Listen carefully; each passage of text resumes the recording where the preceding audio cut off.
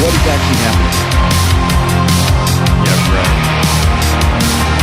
The whistles go woo! The new kingdom.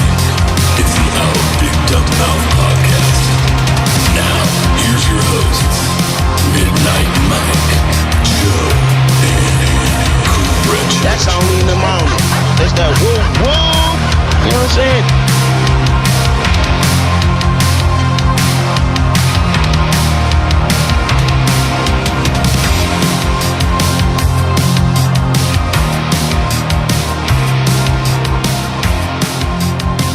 Hey, everyone. Welcome back to another fun-filled podcast adventure. Hooray. My name's Midnight Mike. Richard is over there on his screen. Yes. I hate this place. Why are you so Nothing angry? works here. Joe's over there, too. Not as angry as I am. Go back to work. I'll get there. I'm not angry. I'm just very sleep-deprived, which leads to irritability and anger. Woke up at 12:30 a.m. because my dog had to go out. So I let him out, and then as soon as I laid my head back down to the pillow, stopped for like 30 minutes, and then I just kept getting paged over and over again because I'm on call. So I had to go back to work. Go back to work. Over and over and over again, and it was just not a good restful night, and it's not a good time, but it's okay. We're here to do a show. We're here to serve the news and serve the audience as best we can by delivering the very news I just talked about. So we're going to do our best. I'm sure Joe is all riled up and ready to go over there. He's got probably, yeah? I'm all riled up. Not that riled up. Well, break out your coffee, people, and I think we're going to get things going right here, right now. Like the Van Halen song? Yeah, I suppose so, with Sammy Hagar. That was one of their bigger songs. That whole album was huge. For Unlawful Carnal Knowledge, right? That was the album. Yeah, spell it out. It spelled out something very profane, Gretchen. I remember at the time. It was very naughty. That was a big album, huge. That could have been the biggest album they had with the Red Rocker, Sammy Hagar, which is, that's nothing to sneeze at. That was a big song. 1990. I think, correct me if I'm wrong, 1990, 91. 91 is early 91, yeah. I remember they played that song at some kind of like motivational assembly in like, I think 7th or 8th grade. And it was when they would have assemblies in middle school for absolutely nothing. It's like they had some budget. They had to spend this assembly budget on something. And I remembered nothing of these assemblies besides occasionally glimpses of maybe some tourist trap kind of situation. They give pictures of travels or something like that. But I remember the Van Halen song. It was very impactful. Changed my life. Right here, right now. Here we go.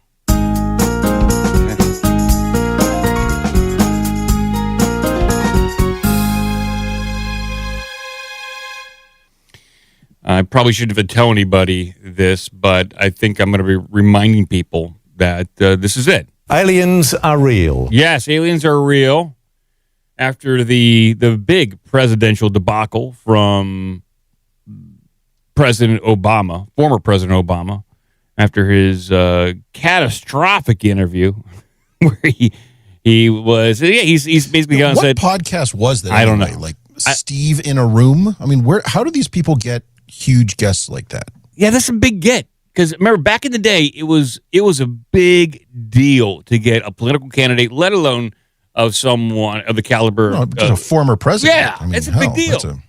That requires Secret Service security detail. They're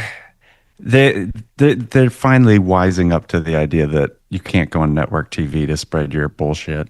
Oh, I agree, Joe. But we don't even know who the name of that podcaster. Oh, I know. We have no idea who that guy is. He's probably popular on Blue Sky. Yeah, we don't know who he is. You would never know. It's Jeff Goldberg. 6 fans are. Jeff Goldberg did the interview. No, that's George Soros. But he came out, he did that interview, and the next day on Air Force One, President Trump was asked a question directly related to what Obama said. And it was a big deal because you had Trump a little agitated. He seemed to be upset. Or is this the part where Trump accidentally says the truth? Or is he faking? Is this some kind of work? Hard to tell, but I'll bring this up on screen. This is what President Trump said about Obama's interview with an unknown person in regards to aliens. Here we go. By the way, it's Brian Tyler Cohen. Oh. Should he have three names like that? It's usually reserved for assassins. Yeah, I'm more concerned about his last name. But apparently he is a semi-popular, progressive political YouTuber, I guess. Well, good for him. Never heard of him, but I'm sure he's never heard of our big dumb mouth. That's fine, but it's just like weird that he has connections like that to get a former president on. Yeah, he's got some juice. He got some big juice. You may want to watch what you're saying with that word, too. I said juice. Mm-hmm. All right, here we go. This is Trump on Air Force One doing what he does best, talking to cameras. Barack Obama said that aliens are real. Have you seen any evidence of non-human visitors to Earth? Well, he gave classified information. He's not supposed to be doing that. So aliens are real? Well, I don't know if they're real or not. I can tell you he gave classified information. He's not supposed to be doing that. He made a big mistake. He took it out of classified information. No, I don't have an opinion on it. I never talk about it. A lot of people do. A lot of people believe it. Do you believe it, Peter? The president can declassify anything that he wants to. So if you want to make an announcement, I may get him out of trouble by declassifying. We know Barack Obama. All right. So Trump said he's in a little bit of trouble. He gave out classified information. Then he said, well, I don't know if aliens are real. I don't think about it too much. So was it just that Barack was talking about Area 51, which I think is still technically classified, but it has been acknowledged in official court proceedings in relations to people being injured and getting and filing suit against the government. And I would say at this point in time, Area 51 is just kind of common knowledge. It's actually a piece of pop culture at this point. It's in movies. How classified can it really be for a person in the government to mention it? It's in Independence Day back in the 90s. So what was he really referring to? And but he did come out and say, Trump says, based upon the tremendous interest shown, I will be directing the Secretary of War and other relevant departments and agencies to begin the process of identifying and releasing government files related to alien and extraterrestrial life, unidentified aerial phenomenon, UAP, and unidentified flying objects, UFOs, and any and all other information connected to these highly complex but extremely interesting and important matters. God bless America. So he came out swinging full force at the fence, talking about UFOs on his Trump account, on True Social, probably. If you recall, he talked about during his first term with his son. Yeah, with his son on his podcast. Who asked the question about it. Yeah. So the quote from Obama again on the Brian Tyler Cohen show, he said, "Are aliens real?" And this is verbatim. "They're real, but I haven't seen them, and they're not being kept in, what is it? Area 51. Area 51, there's no underground facility unless there's this enormous conspiracy, and we hid it from the President of the United States." So the first two words out of his mouth, "They're real, but I haven't seen them," which says to me, and that's what he walked back like in a Twitter post or something the next day when he was like, "Oh, well, I meant the universe is so big, you'd have to assume." And that's honestly what I think Trump is referring to, is like, because notice when who was it, Peter Ducey, he said, "Are aliens real?" And he said, "Well, he shouldn't have said that. That's classified information." He said, "Do you think they're real?" Or no, he said, so they are real." He said, "I'm not going to talk about that. It's classified information." To me, that says that the stating one way or the other is the classified bit that they can't talk about. And so now to Ducey's comment about, well, the president could declassify, he said, oh, well, tell him to release all I that can get stuff. him out of a little bit of trouble by releasing it. So the next day, Trump came out and said this. It does feel like a bit of a distraction. How official really is this Truth Social decree? I'd like to see some papers signed, and I would like to see this directed at specific agencies like the Department of Energy. This is just a general Trump talking into the wind. And if someone happens to hear him or read his Truth Social thing, maybe they will interpret it as a command. I don't believe so. This is BS. And people are rumoring that this is just another distraction because we're going to war with Iran.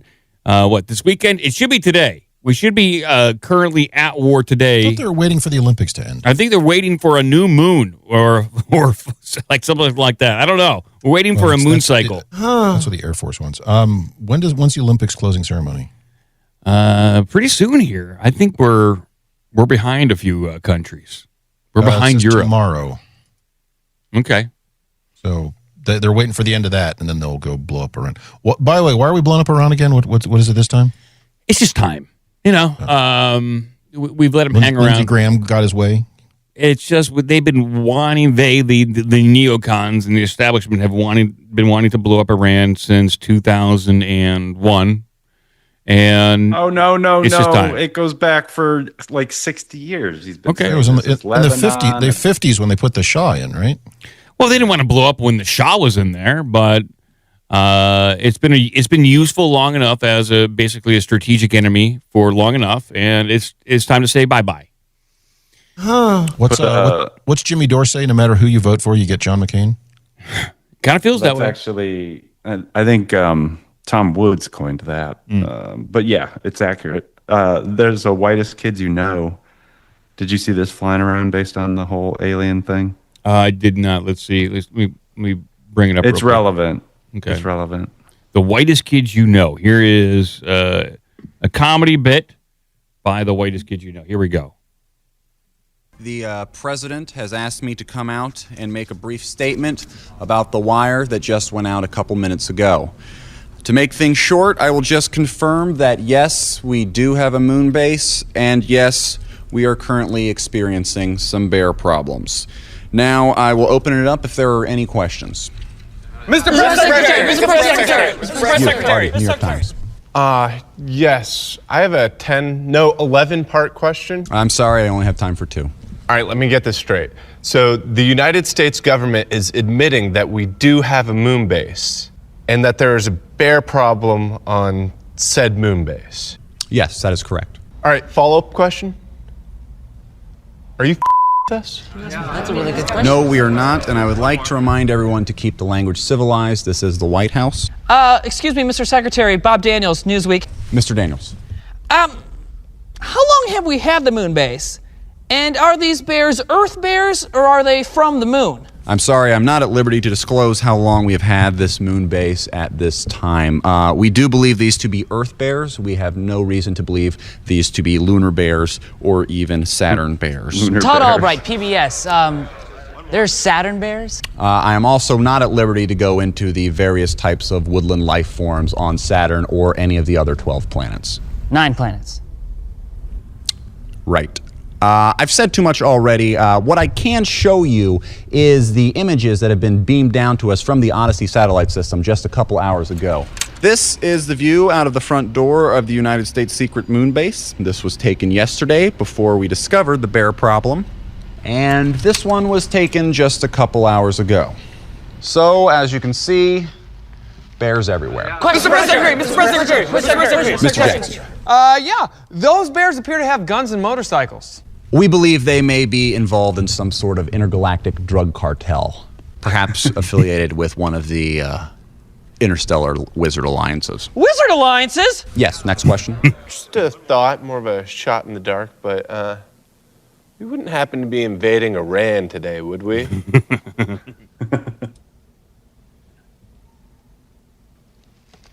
You got me. I fell for it. I fell for it. You almost got away with that one. No, I went too far. I almost had it. I should have stopped after the slides. I knew I should have stopped I didn't then. think anything about it until the cartel thing, and I was like, what?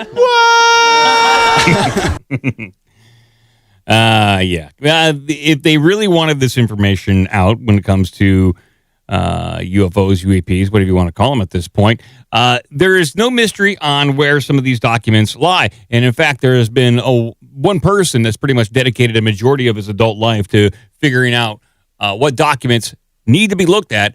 And that person is John Greenwald of the Black Vault. And he writes on Twitter, "Dear Secretary," he's talking to Pete Hegseth, the Secretary of War, and he says, "I've investigated records originating from your agency for decades. I have documented proof going back many years with citable FOIA requests, case numbers that should show you exactly where to look for highly classified UAP records withheld from the American people to this day. I'd love to help, John." And yeah, if anybody knows where the bodies are hidden or buried, talk to him. There's plenty of redacted, classified things that have not been released. And having Trump just say this into the wind is not going to provide any more transparency on this subject matter and will only muddy the waters even more. We are swimming through zero visibility waters at this point. With the Epstein stuff coming out, you got UFOs and the aircraft carriers, and they're all moving to Iran. I hate to say this, but it feels like it's all happening. It's all happening. Kind of get that impression. I know, man. But it is. We're getting the squeeze.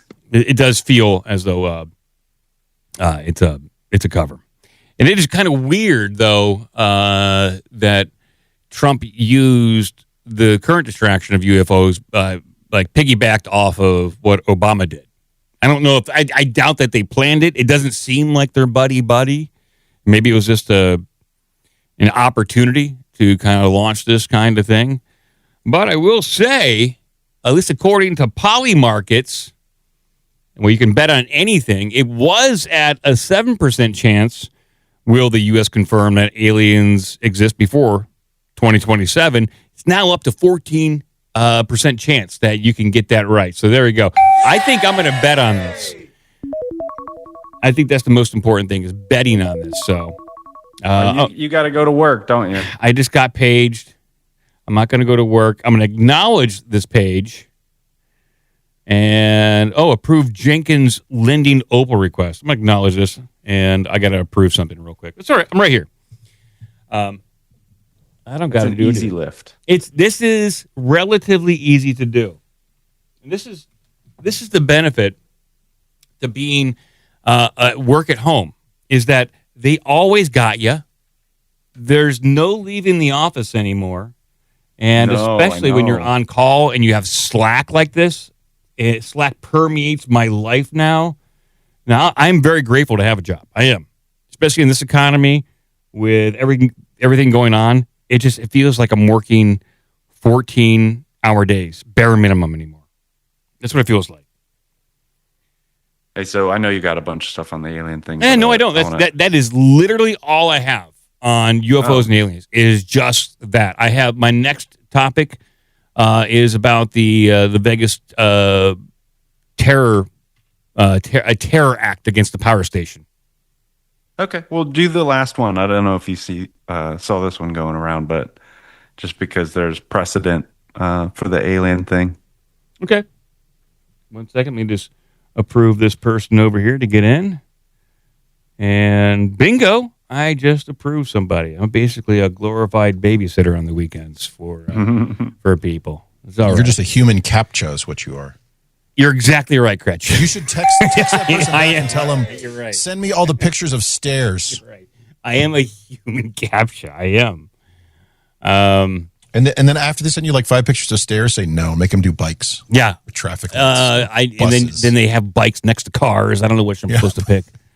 I had one the other day, by the way, not to get off on the tangent here. I had one the other day. It was like, it's all the things that have motorcycles.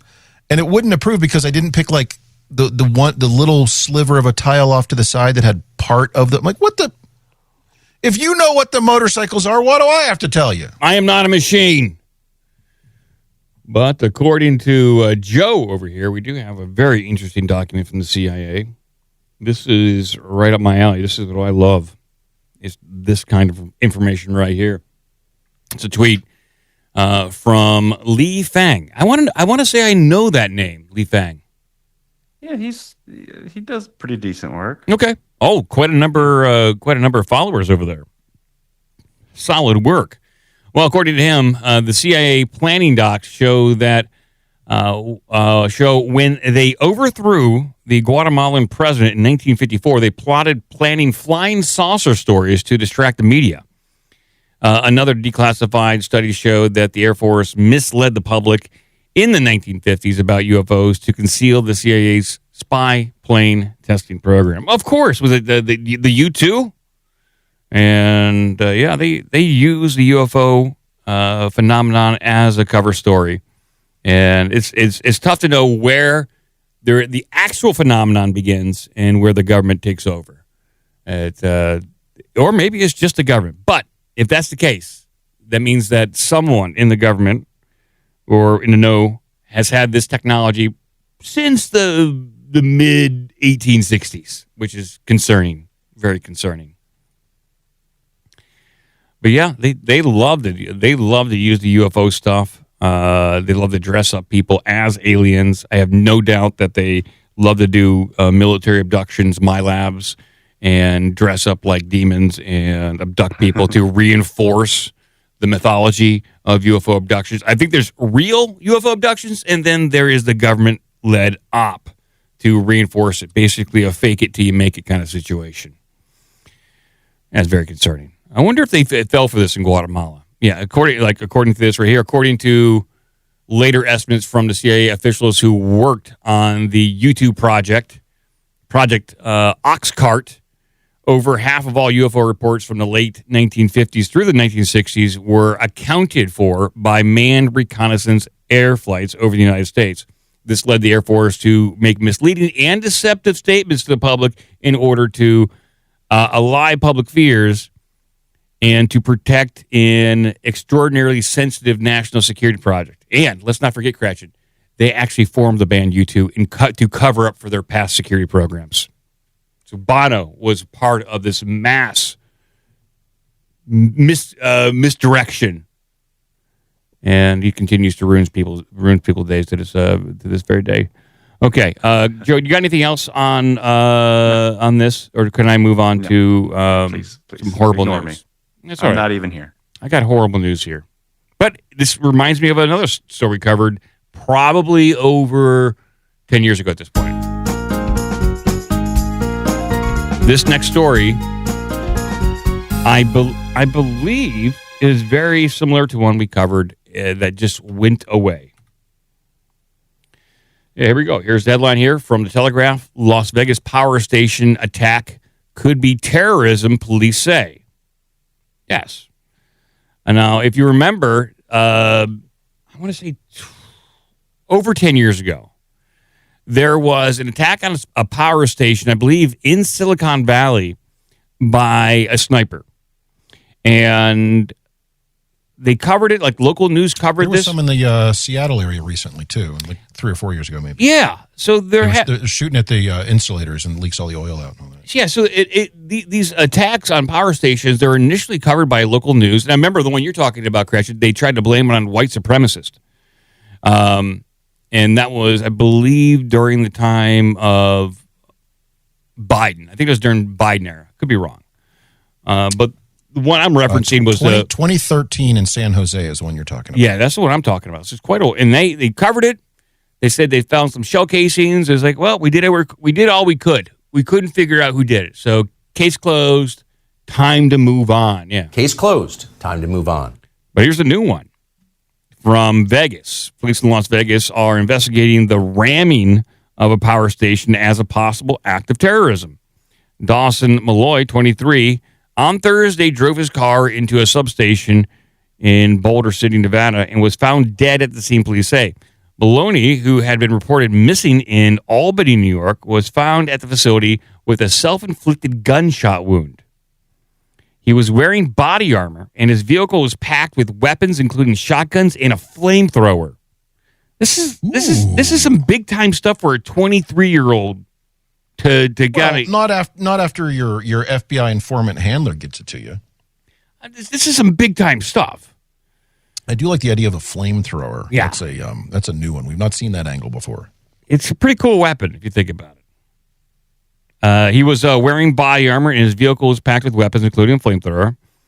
Kevin McCall, sheriff of the Las Vegas Police Department, said on Friday his team had uncovered, as a part of their investigation, a number of books belonging to Malloy related to extremist ideology, including right and left-wing extremism, environmental extremism, white supremacy, and anti-government ideology. It sounds like this guy was set up, and they forgot to pin it on one group or the other. They had their signals crossed on which way they're going on this. Yeah, they didn't know. The FBI didn't know how we should play this one. Before going missing in New York, Malloy had told his family that he felt obligated to commit an act that would put him on the news. If you say that to any one of your families, your family is not going to sit you down and say, "Well, what do you mean? What are you thinking?" They're not going to maybe try to really detain you for a long time and figure out how your life is going. I guarantee you, at that age, if I told my parents, yeah, I guess so, at 23. But if I told my parents, "Hey, I'm going to do something big, real big. You're going to see me on the news," my parents would have sat me down and said, "Mike, what the heck are you talking about? See me on the news." That's nice, son. We'll see you later. Great. Oh, he's going to go play in his rock and roll band now. Yeah. Okay. Breaking news is happening right now. Yeah, I'm on the news now.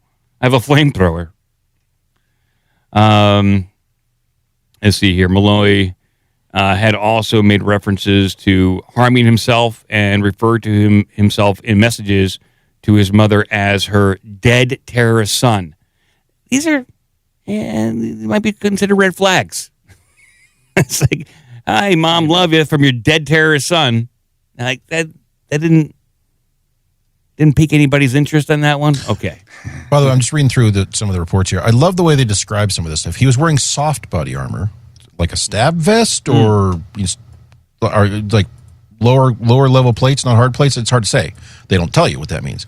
They found 2 shotguns and numerous loaded AR magazines. Wow. No reference to whether or not he even had an AR rifle. Why shotgun? Still in the shotgun. Yeah, you just put those in the shotgun. Now, could they be semi-automatic shotguns that use an AR-style magazine? It's possible. They don't tell us that. Yeah. He also had a box of shotgun shells. Oh, you want to buy that? Yeah. That's terrorism, And 2 devices described as flamethrowers. Oh, now I'm wondering if these were like small torches. So, like little butane torches you use for welding or something like that, for just soldering. He also had, wait for it, a crowbar, a hatchet, and the most damning evidence of all, he had a cell phone in the car. Oh, man. That's problematic right there. Certainly is. But, knowing what we know now, did he have Signal chat? Was he using Telegram, some kind of encrypted chat application, to talking to his buddies that we'll never track down? Oh, we will never know.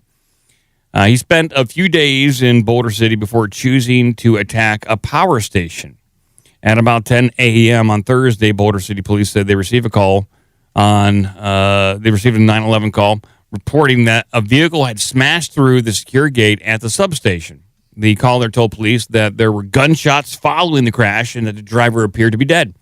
Police found a silver Nissan Sentra with New York license plates up against reels of industrial wire inside the compound. In the surveillance video shown to reporters, the car could be seen crashing through the gate. So what's of interest here to me on this is that what they're not talking about. Hoover Dam is right there.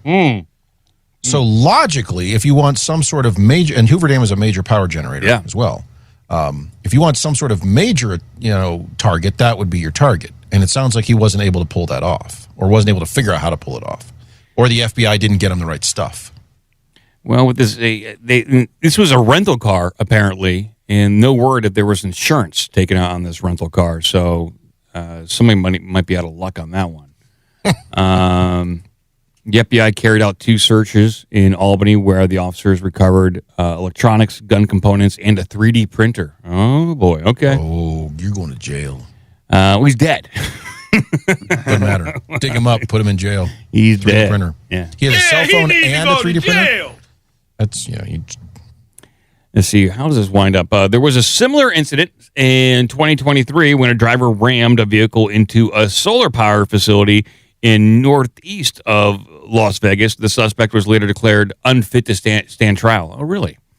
14 people were killed on New Year's Day in 2025 when I was talking about another car ramming event.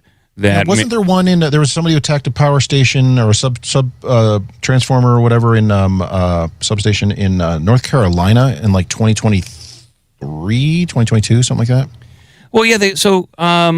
I'm just reading this. It's sparking my memory. 14 people died in New Orleans in a crowded street. He turned and drove down the street. And then he had that kind of like little safe house that looked like it was scrubbed, kind of scrubbed clean, but they allowed reporters to walk through it. Yeah. Remember how screwy that was? And then on the same day, the Tesla Cybertruck driven by Matthew Livensberger, 37, and stuffed with fireworks in a fuel canister exploded outside Trump's hotel. So they're just kind of giving us a rundown on all these vehicle-related pieces of terrorism. But I think mine, the sniper shooting in 2013, is kind of falls along the same lines. But that person got but or persons. In fact, here's the wiki article on that one. If you want to, high level overview here. Let's see here, the Metcalf sniper attack. Oh, okay, it's got a name.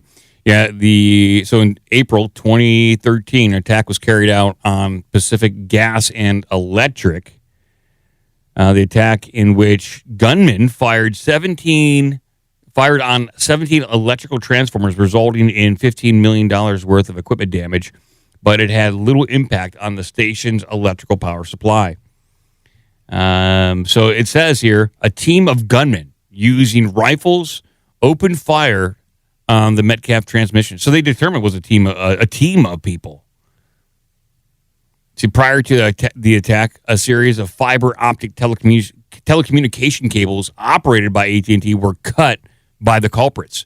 Well, how do they know it was these culprits? Additionally, following the attack, investigators found small pieces of rocks near to where the shots had been fired, the type of formations that can be used to scout to scout firing positions. Interesting. So they still don't know anything. This one to me in 2013. This one to me sounds like a state actor. You have a couple of people from China or somewhere. Oh, I'm sorry, Russia. Yeah. Putin himself and his best buddy perform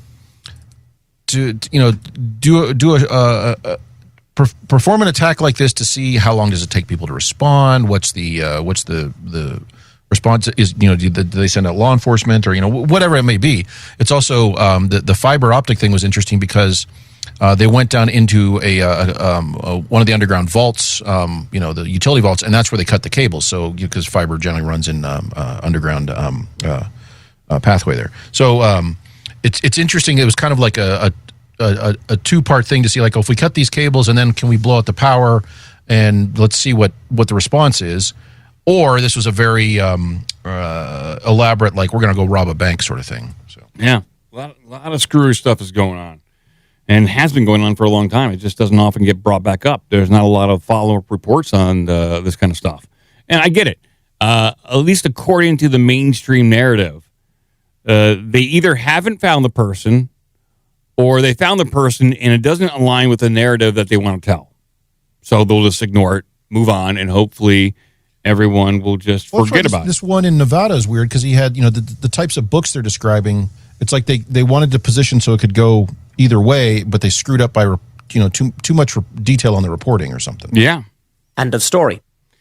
Yeah, we got to move on. We can't blame it on any one ideology. It's not gonna wrap up neatly. So we're just gonna move on, and then they'll get it right next time, Gretchen. Okay. Well, and these are you get these sorts of the similar patterns of the it's always kind of someone they've had mental issues, or the family's aware of problems, or the police in their town is well aware of this individual, or whatever it is.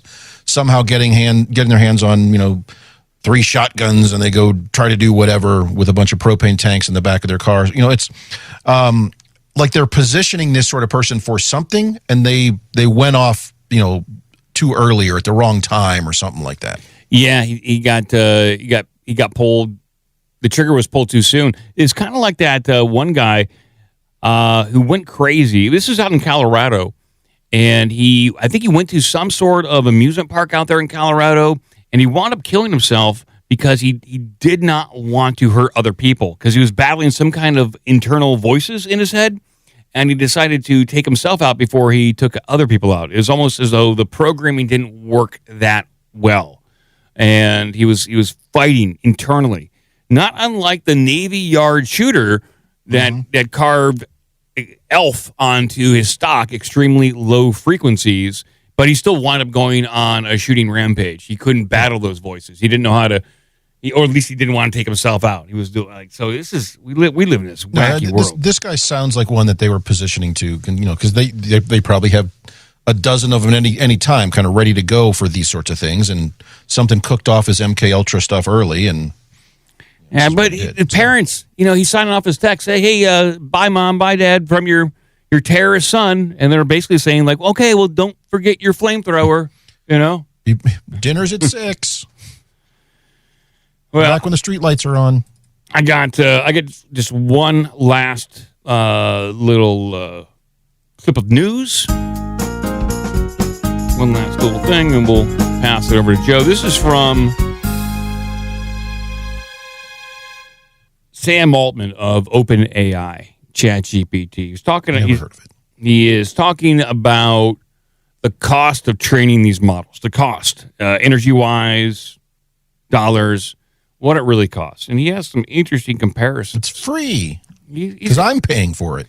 He's got interesting comparisons. He's trying to justify his business. He's trying to justify his costs. So here it is. Let me see if I can bring him up on screen. He's a weird dude. For somehow he's weird and has a lot of power. Let me bring this up on screen for people. Here we go. One of the things that is always unfair in this comparison is people talk about how much energy it takes to train an AI model relative to how much it costs a human to do one inference query. But it also takes a lot of energy to train a human. It takes like 20 years of life and all of the food you eat during that time before you get smart. And not only that, it took like the very widespread evolution of the 100 billion people that have ever lived and learned not to get eaten by predators and learned how to like figure out science and whatever to produce you, and then you took whatever you took. So the fair comparison is if you ask ChatGPT a question, how much energy does it take once its model is trained to answer that question versus a human? And probably AI has already caught up on an energy efficiency basis measured that way. So I something about that really troubles me. I think it's he's making comparisons like AI's role is to basically answer questions, whether it's to complete a task, but ultimately it's to solve a problem. And he's basically saying, well, humans are also built the exact same way to answer a problem, ignoring that just by being born, you do have some God-given rights. You have just the God-given rights. At least here in America, because of the Constitution, you have your life, liberty, pursuit of happiness, certain inherent rights to exist. And so to make that comparison between a human and an AI when it comes to work efficiency and training, it shows that how he views us. He doesn't view us in a very favorable way, essentially calling us disposable and inefficient at this point. And so that's his business model, getting rid of us. That's fine. They all want to do it, man. Yep. I tell you every time they're on LinkedIn saying it, like all the high ups, CEOs, executive types, they just champing at the bit. They're waiting to eliminate as many positions as they can. It is the class of managers now. To them, I believe they're either openly saying it or saying it quietly to themselves. Is like, oh, soon I am not going to have to manage a team of engineers anymore. I can just build it all myself because I'm super smart, and I have ChatGPT and Claude, and they can do this for me. I think a lot of them are clumsily implying it. You know, they're not saying it explicitly, but you can tell by what they're saying that it's like, you're trying to get rid of us, aren't you? I'm experiencing this firsthand right now, and it is. These managers are basically, they're acting as if, oh, we don't need the engineers anymore. We're just good. We can deploy the code ourselves. We're good enough. We're smart enough that this code can be created and executed by AI. What they don't understand is all the systems that their code has to interact with.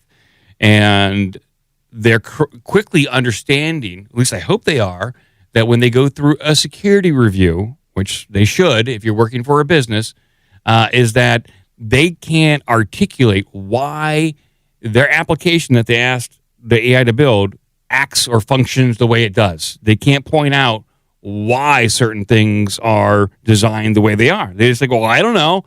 This is what Claude put out.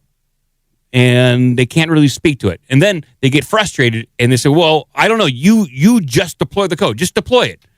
And we're like, no, we're not just deploying it because it doesn't follow any of our guidelines. But I believe the managers are saying security be damned, and they're just going to push along with it anyway. So fun times ahead. All right, Joe, over to you. Here we go. Oh, boy.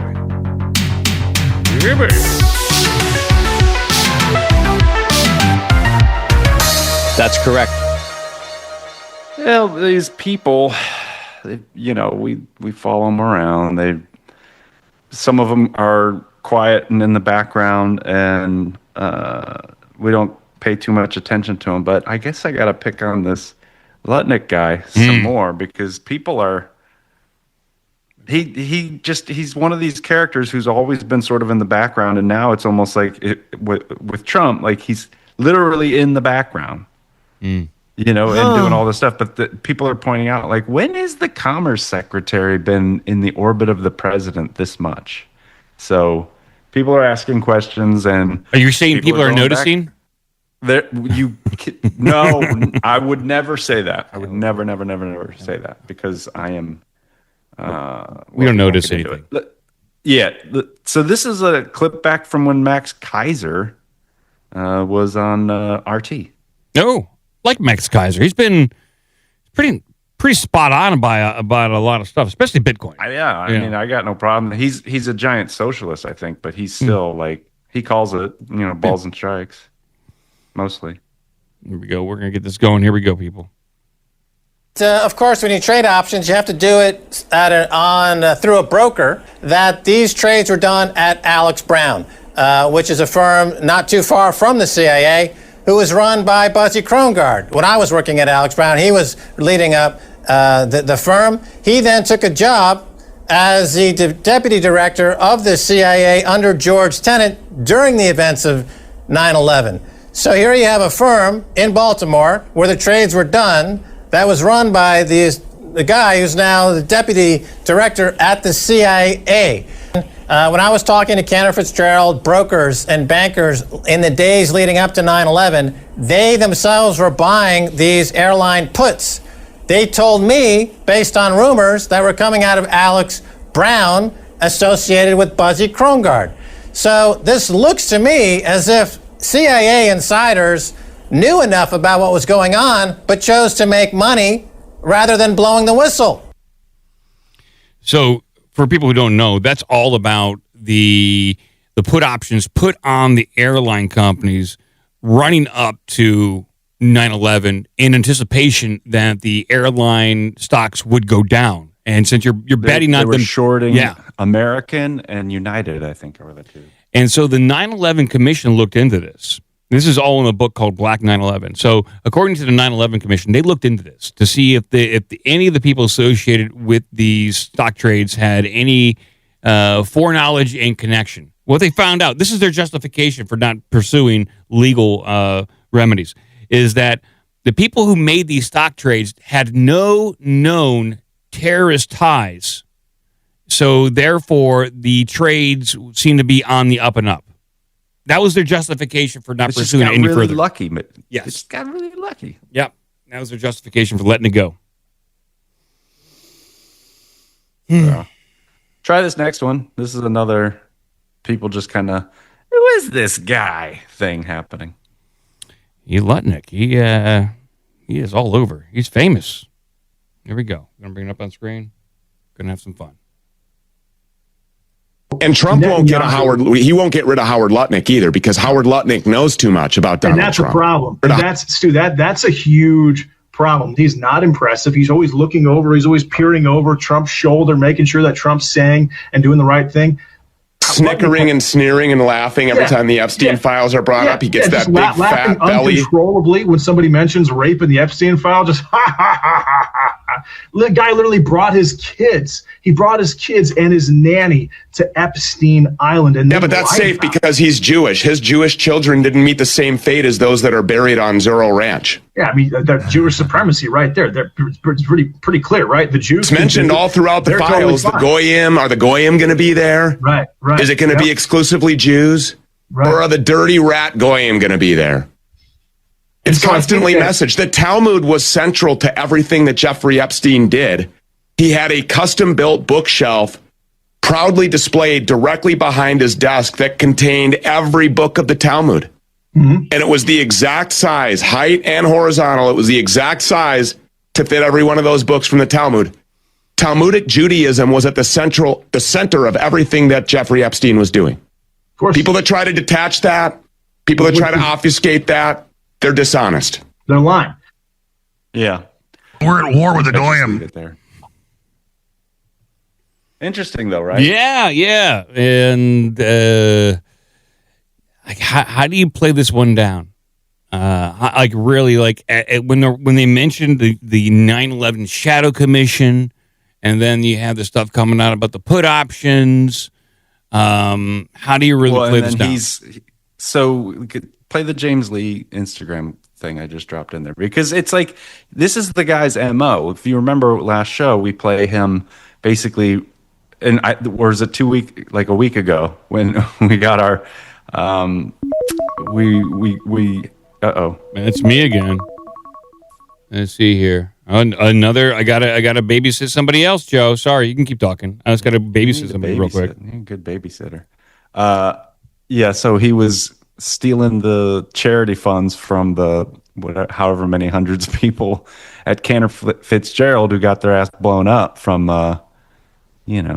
Saudi whatever happened for 9/11. Yeah, they just vaporized the people on the top floor. They were all his employees, so he runs a charity to collect money to support the families and ends up, I guess, skimming a lot of it. This directly relates to the email we got, Joe, that I sent you, and where someone tried to clarify what was going on in this. And maybe we have all the details wrong about who was owed money, who was entitled to compensation through I guess all the money that was dished out after 9/11 to compensate the victims. I don't know, but it looks bad. And apparently no one has clarified enough about how this money was dished out and who owes what. It looks bad on Lutnick. He's just remained kind of quasi-quiet on this and laughs and smirks and doesn't seem to really care too much. Yeah, for those who don't know, Mike and I apparently have a Hasbro handler. Maybe. Now, so play this. Just the show in general. The show in general. I think so. We're definitely on a list. Yeah, that's it. So here's you said this is James Lee? Yeah, and but for people who don't know, James Lee was working with Breaking Points with Sagar and Crystal, and they dropped him like a bad habit. What was he reporting on? I think it may have been Epstein stuff. It was something, and it just got a little too hot for Sagar and Crystal. Probably Crystal. She's a very sensitive lady. Well, these are hot topics and can be very uncomfortable at times. There we go. Bring it up on the screen. Load it up. Point Howard Lutnick needs to go to jail. Not only is he all over the Epstein files, he has now just been exposed for massive insider trading. So today, the Supreme Court struck down Trump's tariffs. But guess what? Howard Lutnick's family firm bought up the rights to tariff refunds for 20 to 30 cents on the dollar last year, meaning they bet against the tariffs being legal, even though he was out there reassuring the public that the Supreme Court would side with Trump. What do you think? How do you think they're leaning? Well, I think they're leaning toward the president. So what happened is General Sauer, our Solicitor General, was out first, and the justices were tough. Let's say they were asking them tough questions. But when the other side got up, wow, it was very, very strong. And so I left very upbeat and very positive. And I think these justices are going to come down in favor of the president's powers. This was just a few days ago, he said this. Now, estimates are saying that the Lutnick family windfall could be into the billions of dollars. I think Andrew Schultz sums it up quite well. He says, quote, "This is the Epstein class playbook 101. Fund both sides of the war and policy. Disgraceful. They have no love or loyalty to America. We are simply a vessel for them to exploit for their own enrichment. If we want Americans to have faith in our institutions, the Epstein class must receive the highest punishment of the law imaginable." At this point, Howard... So, for people who didn't catch that, he pulled the same put option game again that they did back in 9/11, but on with the Supreme Court judgment on Trump tariffs. Yeah, he says the Epstein class and all that stuff. And if you think about it, Larry Silverstein gets the rights to the World Trade Center months, I guess, before the terrorist attacks, insures both buildings and collects big time on it. Fauci, these people, they just run the same playbook because they're not very original.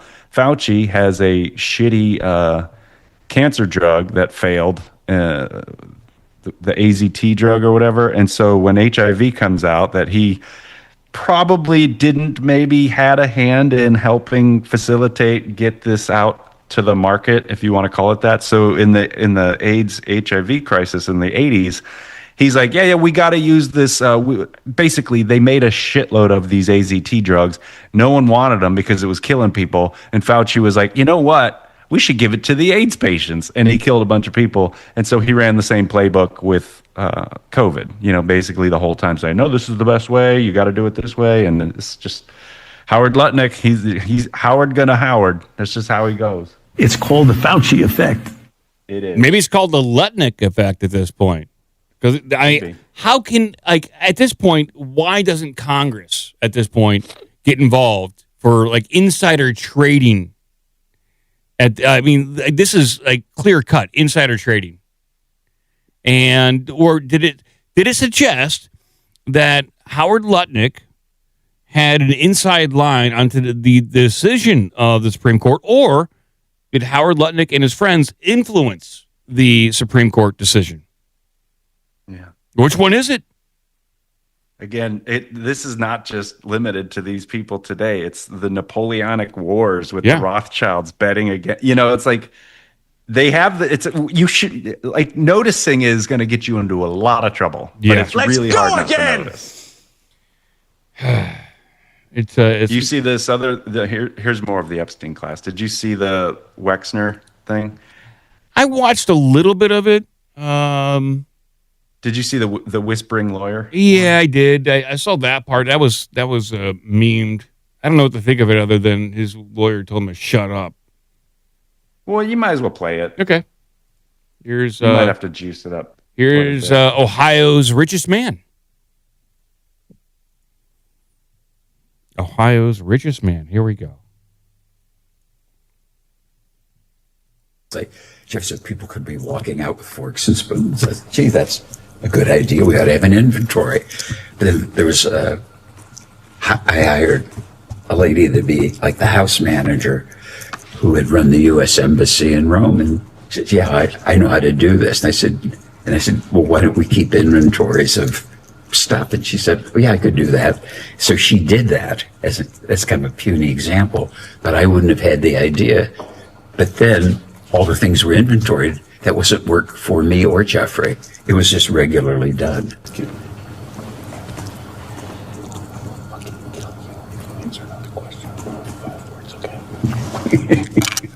So what you're not hearing probably is that if you answer another question with more than 5 words, I'm going to fucking kill you, is what he said. Yeah. His lawyer certainly did not like him answering in such a verbose way. And apparently Wexner likes to hear himself talk. So he was talking about spoons and forks and inventory and stuff like that. Yeah. Gator don't play no shit. Yeah, don't mess around. So again, people, it's like you connect the dots. These, they get a little OCD. They dig a little bit further than just the clip, the sensational clip. So play this next one. Apparently this is the guy's attorney. I don't know who this guy is. Okay. Some guy. I'll listen to some guy. This is read this. So Leslie Wexner's attorney who threatened to kill him during his congressional interview, Michael LeVay, appears to be mentioned in the Epstein emails at this point. Yeah, I do have also another very interesting mention in the Epstein emails after this one, Joe. So I have a very powerful piece of news, but here we go.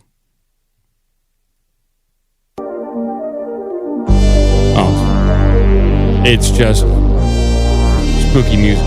But here's the email up on screen. And let's see if I can embiggen it.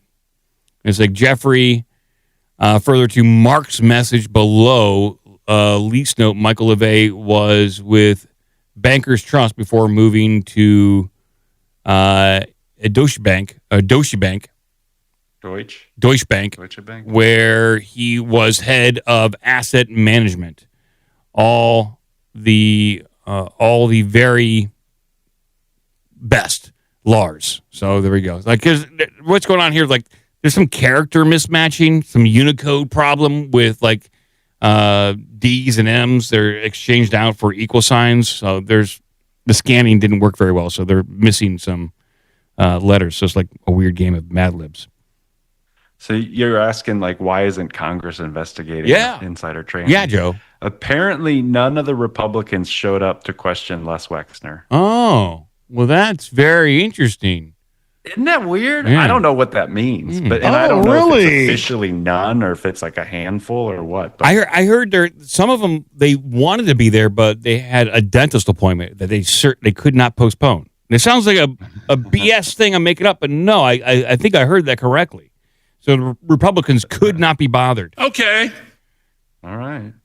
Real quick, as for another group mentioned in the Epstein files, well, these people are in full-blown panic mode when it comes to the Epstein files. And I'll bring this up on screen. This is very curious.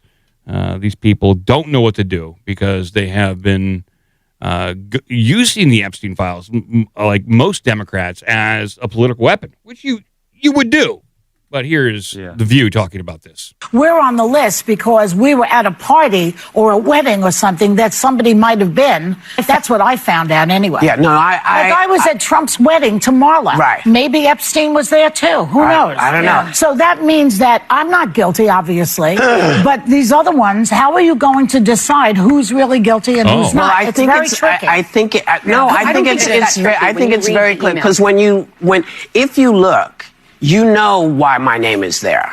Because someone was looking for a plane, and that's what people do. They go to all the people who have private planes and say, do you have one? And you didn't get on the plane. I didn't get on the plane. I didn't know they were looking for a plane. Yeah. I had no idea that the plane that I was supposed to be on was no longer available. So I'm named in there like Whoopi Goldberg is needs a But plan. there are a lot of people Yeah. that are Marilyn Monroe is on the list. Yes. There were plenty of people that were there are plenty of Elvis people also. named in Yeah. the list that may have not done anything wrong. Oh. Yeah. But I think that there are a lot of people that are on their list that are guilty Yes, of wrongdoing. yes, And yes. I have no confidence, unfortunately. It gives me no pleasure to say Well, this. But I don't have any let me confidence say that it the like Justice this. Department's I gonna do think anything. that they are going to. Hold on, John. watching I this think they show are going to. voluntarily. They're going to do it like, you know how you eat around an apple till you get to the core? Yes. I think that's how they're going to do it. They're This going to Justice eat all the Department, stuff I don't have all confidence. But why around is- here, I need and then they're going to get, hopefully, then they'll get to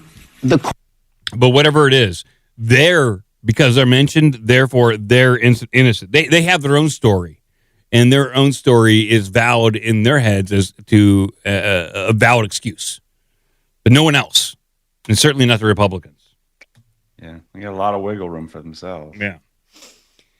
Well, so one day in the future, we will be able to not talk about Jeffrey Epstein. I don't know that. I don't think you're correct, Joe. I don't think that's possible. I think this is the new COVID. Just like during COVID era, pretty much every show we were talking about COVID in some way. COVID. Yeah. There was really not a whole, the one thing about COVID that probably, is going to happen here. So they'll kick off the Iran war. All this will go away.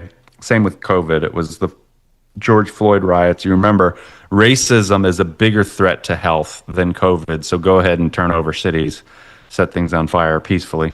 So that was how they got rid of the Summer of Love.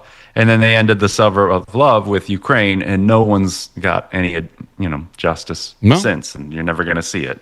Okay. And we're still sending billions to Ukraine, where it was the most corrupt country in the world until it was the freest democracy in Europe. And Brought to you by it's just like, Pfizer. I don't know, man. Roads, you got to have these roads. So Let's see here. What do you got up here? Let's. You got. Chunk. This is pre-Epstein, but it's a guy who just can't help himself self-immolate. This is Chunk.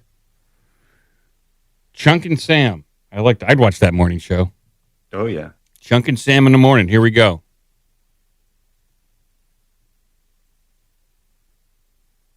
We're worried about your beliefs, right? So, why can't we eat babies? What's wrong with eating babies? If we've got extra babies around that nobody wants, why can't we eat them, right?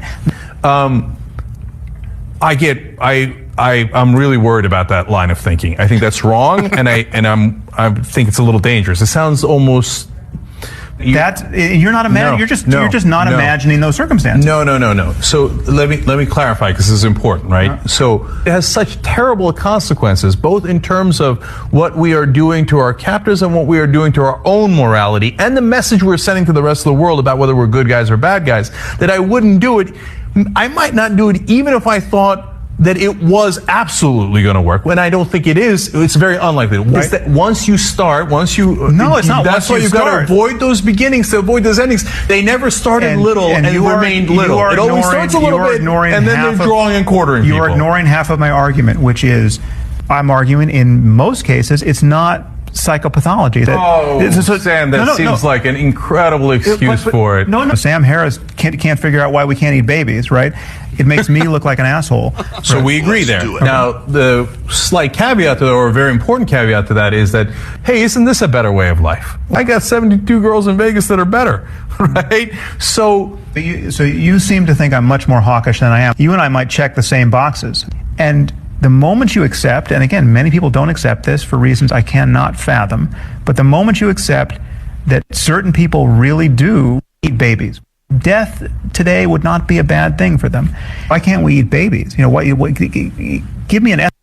What is going? This is obviously an edited clip. So, I couldn't figure it out. What in the world? I gotta find the original clip, because as much as I don't like all of Chunk's policies, he does say reasonable stuff sometimes, and it's nice that he's waking up to the satanic cult ruling us. It's nice to finally get that out of him. But in this instance, this conversation, this is crazy. We are run by a group of globalist satanic pedophiles. Yes. Okay, so then, Bongino quit as deputy director of the FBI. I did hear that. And then he went on to X and tried to pretend like he didn't lie about Epstein. Nobody from, the Biden administration who was causing all kinds of trouble. Like, nobody gets investigated. Everybody, everything's hunky-dory. Nothing to see here. All they do, and he had Kash Patel on, and it was just a ridiculous thing. But Bongino comes back swinging, like, ready to fight, as if, like, people don't know, like, what happened. Like, dude, you and Kash lied about everything, got nothing done, and are bragging because you put some you spread FBI agents throughout the country instead of leaving them all in D.C. Okay, good job. So, and he kept on bragging he was going to be number one as soon as he came back. So if we just want to, well, he wasn't wrong. He wasn't wrong. He was number one for the day he came back on the 2nd of February, and then he quickly dropped off to 51% of his daily total views percentage, and now he is down to a mere 24% of his audience that he once had. Man, you are one pathetic loser. So if you look at February 2nd, when he comes back, and just take 100% of his audience, we don't know what that number is. Say it's 2 million. It's 2 million. It was 2 million? I'm just going to go 2 million. It's pretty good. So from February 2nd to the 17th, he dropped down to a quarter of what his audience started as when he returned. So same with, you see it a lot with, what was it? Who's the other one? Oh, Tim Pool. Yeah. Tim Pool and PBD podcast are just plummeting. Yeah. Hey, yo. Tim Pool, he managed. I think he has consistent viewership, but he has dropped. He blames it on the off season of politics. But regardless, there is a significant drop off in Tim Pool, but not as much as Dan Bongino. Which, if my calculations are correct, and I believe they are, that from 2 million he went down to just under 500,000. So it's not bad. Those are great numbers. I would love to have those numbers. Those numbers from 2023 prior to his shooting his mouth off and then getting, put up or shut up in the FBI. 1.25 million for his TV show, 8.5 million combined for his radio and podcast. So almost 10 million, which, even if you take that back a little bit and say 8 million, including radio, and which is where most of the numbers come in as radio, but radio, podcast, and TV, call it 8 million pre, FBI, and he comes out, and then now he's down to less than 2 or something. So yeah, it's a huge drop. So I think people are a little over code Bongino. Yeah. So, but the what I always see when I'm scrolling X is I just want to go to the comments because it's like meme after meme. Just like there's a part of him, if not actually doing it, but kind of doing it inside, crying. You know what I mean? Like if I was that hated and ridiculous and ridiculed constantly, I'd probably feel pretty bad about it. Maybe I am. I get hate mail here and there. I actually like getting hate mail because if it's precise enough and constructive, then I can perform a little better on the show. But this guy is getting like it is a nasty comment. Overwhelmingly negative. Overwhelmingly. Oh yeah. Overwhelming. You'll see some positive things here and there, and with any podcast, it typically the most vocal part of your audience is people who don't like something. They're critical of an aspect, but you'll get some positives in there as well too. With Dan right now, it is overwhelmingly negative. I don't see many positives, and I do the same as you, Joe. I go look at the comments and not a good response, and then I've gone to his Rumble. Also, not good in the Rumble comments, which you would expect to be his strongest supporters. It's the other one is Ben Shapiro. Oh, he fell through the floor. And Daily Caller, like nobody's watching. Yeah, it's not good for either one of those gentlemen. It's vibes are down. Yeah, Vibes are down. Vibes have never been worse. That is correct. Morale is down. Yes. I don't know how they function. It's probably the pro-Zionist crowd. People are kind of over it at this point, and people are just looking for, I would say, middle of the road, even-handed interpretation of stuff. You don't got to be rah-rah, gung-ho for either side. Just interpret the information and say, hey, you know what? That doesn't sound too good. You know? Yeah. So someone going in the opposite direction, so you hear a lot of loud attacks and stuff. Like the people who are going after Bongino and people like that are legitimately upset about his performance as FBI deputy director. So horrific. Yeah, there's a real reason to be upset about that because we want justice. And again, like COVID, this Epstein stuff is probably just going to fade away after time, and no one really is going to be held accountable.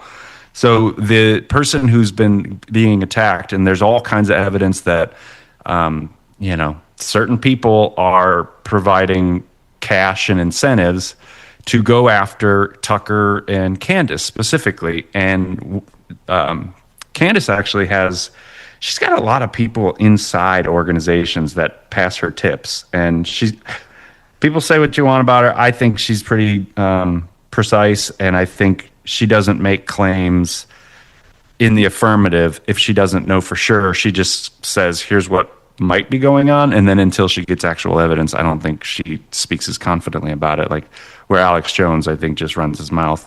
And some of it's maybe true, but it's a lot of hyperbole. So anyway, another organization that's losing their audience and be clowning themselves is the Babylon Bee, because it's run by the Zionists, and one of those guys was at that Charlie Kirk event where it was sort of like what do they call that when you're on drugs and they need to get people to intervention?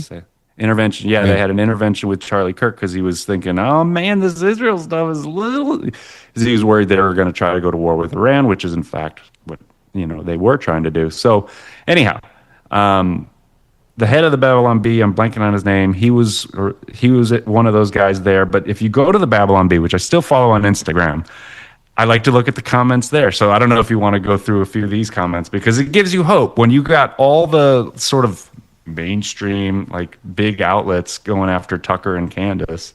It's interesting to see how the comment sections turn out at the Babylon Bee. Because here's the headline: Tucker uncovers shocking evidence that Israel controlled by Jews. Oh, that's kind of funny.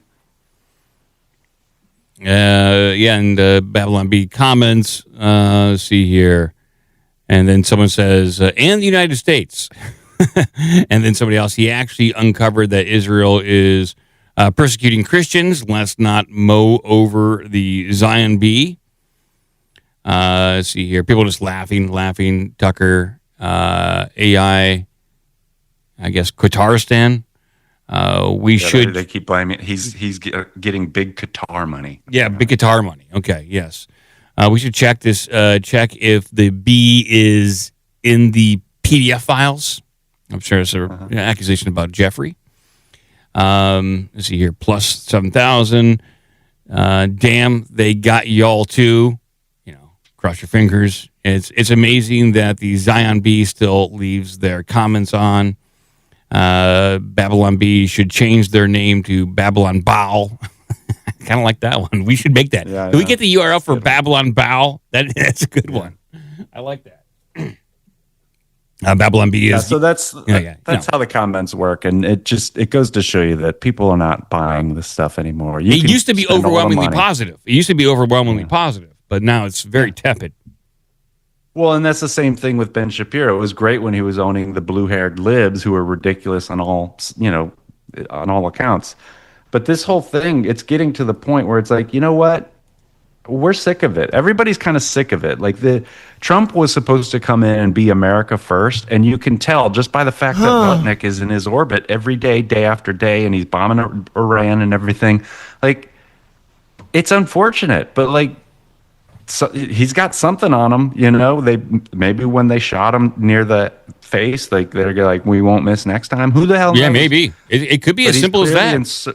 He's not in service of the American people anymore, and the United States government really hasn't been for a long time. So, Nothing bad can happen. It can only good happen.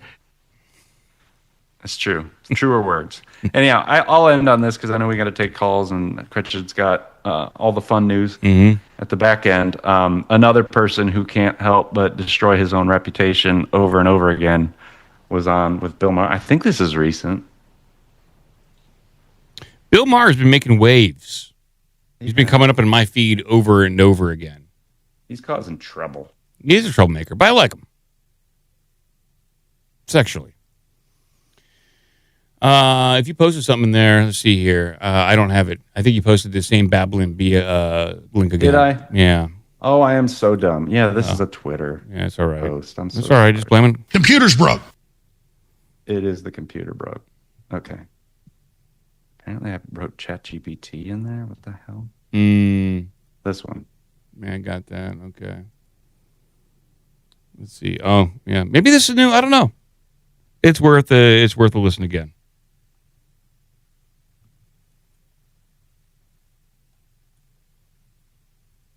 Science is not the word of any individual. Science, the objective truths of science are established only when there's multiple tests. Multiple tests. On a level where the individual no longer matters. Right. Because it's the collective body of evidence. Totally agree. What we have in this world is, and you've seen this in all manner of categories. You're channel surfing on YouTube, and somebody says, the establishment thinks this. Right. But I have the real answer, and they're trying to suppress it. This is irresistible to go listen to that one person who's opposite the establishment. And here's the thing. Okay. Just because the establishment doesn't agree with you, it doesn't mean you're correct. So you can say this expert and this. I don't care about the expert. But you're setting up a dynamic between the establishment, which is to say Dr. Fauci, and a crazy person who thinks there are chips in the vaccine. Yes. I'm talking about Fauci versus Dr. Martin Kulldorff. No, but I'm saying Fauci. Fauci versus Jay Bhattacharya. These are. Hold on.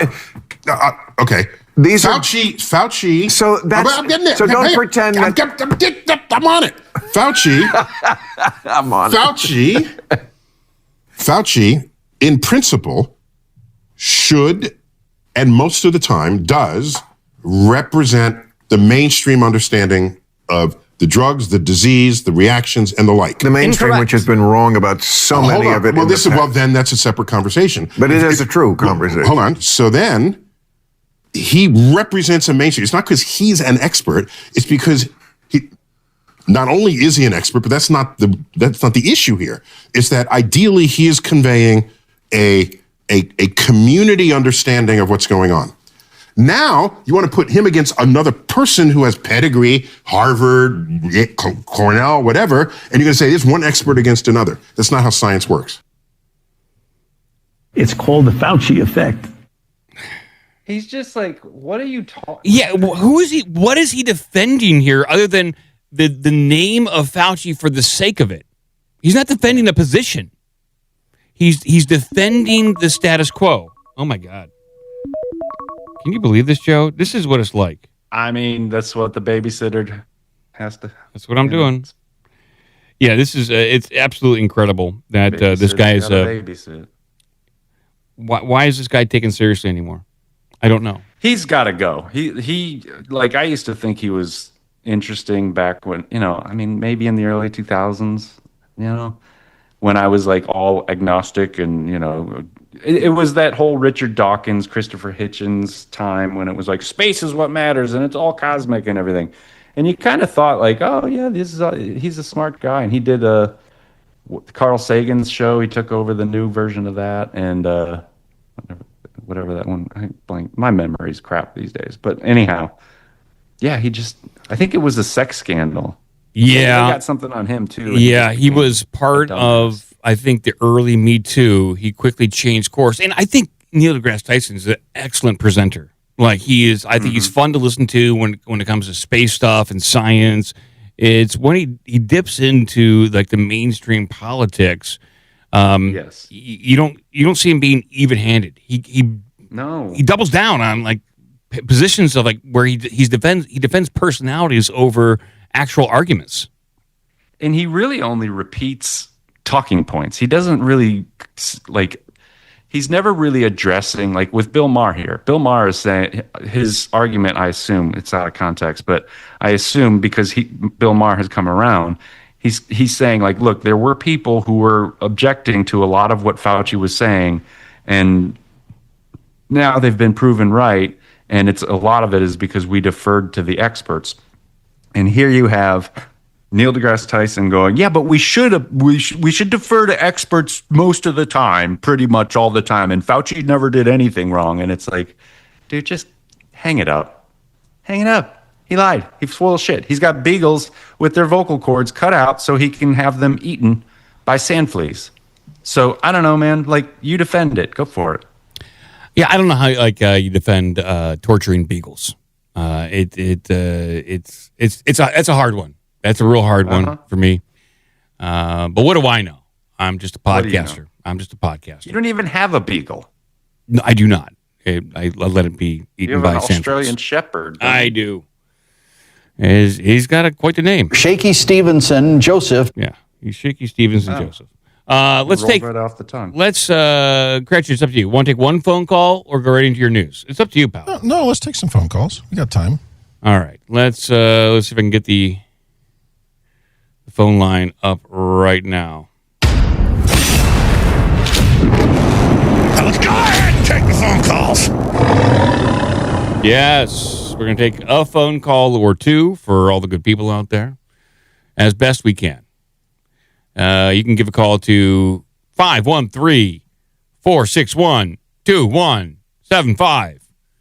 Yeah, we'll take a few phone calls out there before we roll on over to Cretch's Good News segment, where I believe that at that point it's official Sparkle Shine story time.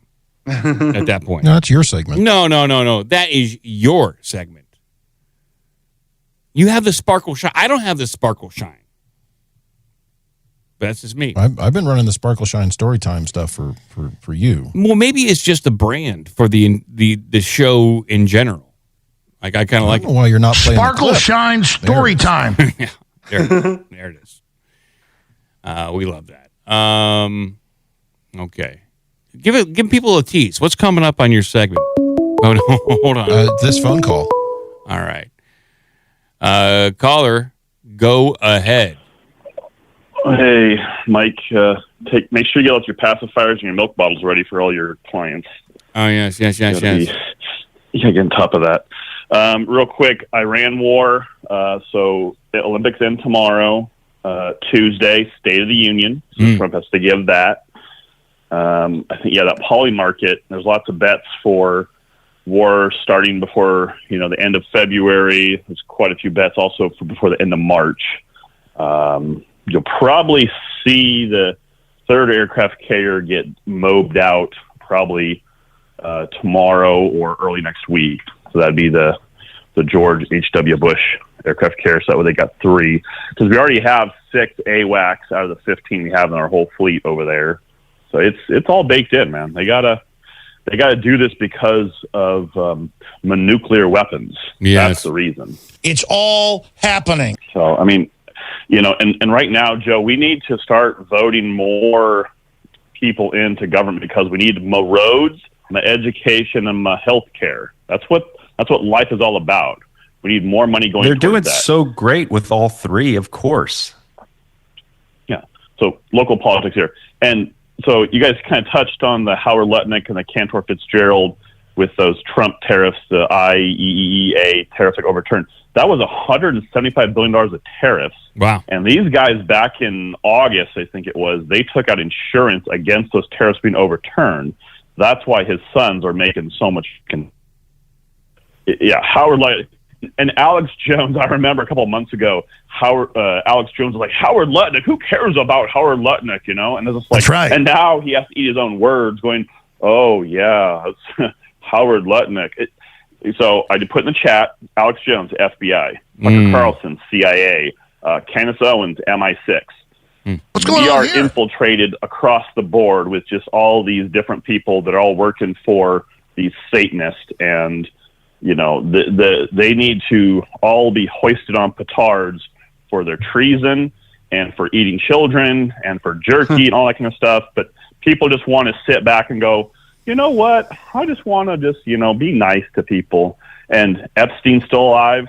Ghislaine Maxwell's still alive. She got moved over to Israel. Her body doubles there in the Texas prison. These people are ruthless, and they will not stop. Trump is a liar. Trump is a con artist. He's going to have his video of him diddling girls released, I don't know, next few days, months, years. But his evidence will be released. The UFO thing, that's a bunch of horse crap because Obama's allowed to release classified information as a president, any information he had available to him. You guys already predicted this years ago. Like, this is not anything new. This is like, duh. So, but a lot of it's cognitive dissonance. All the old people watching Fox News and CNN are completely brainwashed, don't give a crap. They just care about their 401k, my Dow Jones, my NASDAQ, my S&P. I got my house, I got my money, and the kids are getting taken advantage of. But my kids, my 3 older kids are all Gen Zers, and they see this crap. They see what's going on, and yeah, they're all under assault. I think so. They got to impeach JD Vance first, then they got to impeach Trump, and then Pam Bondi will step down, and the mission will be complete. Well, no, because you got to remember, like the whole government's infiltrated. Well, yeah, everything is. So state governments, local governments. Well, no, I agree, but to keep the machine going, if you want to keep the infiltration happening, you got to make it seem like stuff is going on. You got to impeach JD Vance. Yeah. You got to impeach Trump, and then Pam Bondi's got to step down, and then a new facsimile of a government comes in, and they're really gonna get to the bottom of stuff. Correct, because you have to have scapegoats like Prince Andrew, who they gave a fake name to and are arresting because he gave away British secrets, the crown secrets, not because of pedophilia or anything like that. He got arrested because he gave away secrets. That's a scapegoat. So these guys, that's all they ever do is they have a scapegoat, then they say, move along. We got the arrest, we got the person, move along. I mean, Dan Bongino, Cash Patel should already be. He lied to Congress under oath saying he didn't know who Stu Peters was. He was on his podcast 8 times. We have the video. So how the hell is this guy not being arrested? Because he's protected, and he's protecting other people. And watch out for how much pizza orders are going to be ordered in the Pentagon. Watch out for Iran's internet to get cut. Then you will know when the assault's going to begin.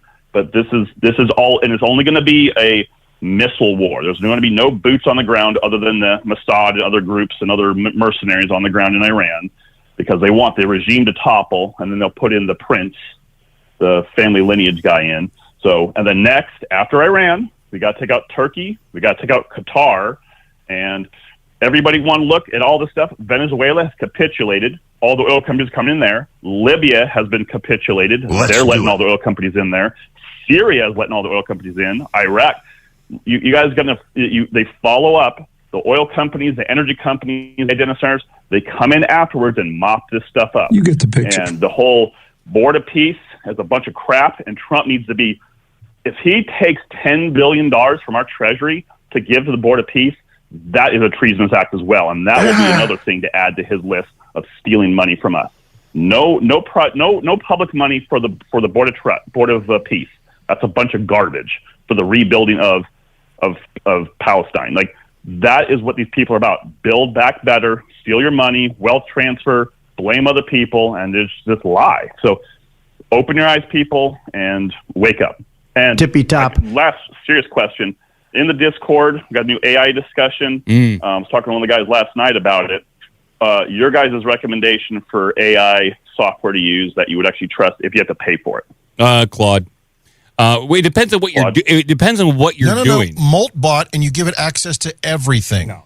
So it really depends on what your goal is. When it comes to engineering and coding, Claude, for general research and casual chatting, I would say XAI, Elon's. It's less woke. But when it comes to actually creating applications, Cursor, and then you follow it up with Claude. There's a particular sequence. But for your average person... Wait. Cursor? Yes. We're getting deep in the weeds here.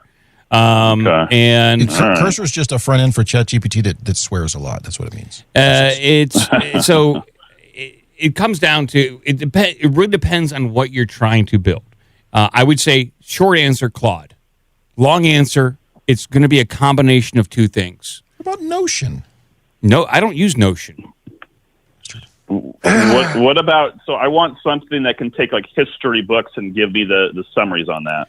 Honestly, ChatGPT, creating custom GPTs with your history books and specifically PDFs, ChatGPT is going to be your best solution for that because you can upload multiple books and create custom GPTs that can then reference different books inside that GPT.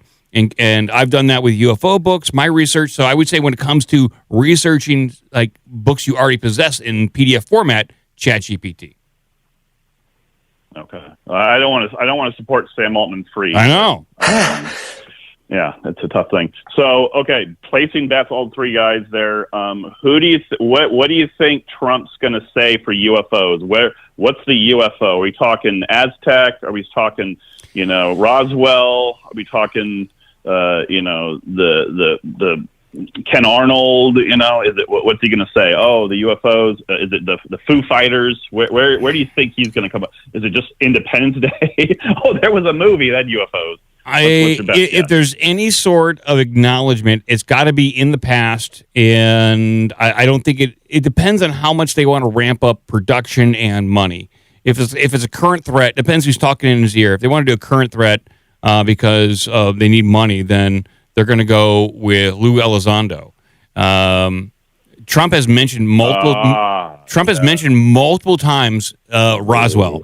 Sweet Lou. Yeah, and his sons are curious about Roswell, so they might feed him some BS about Roswell and how there was something in the past.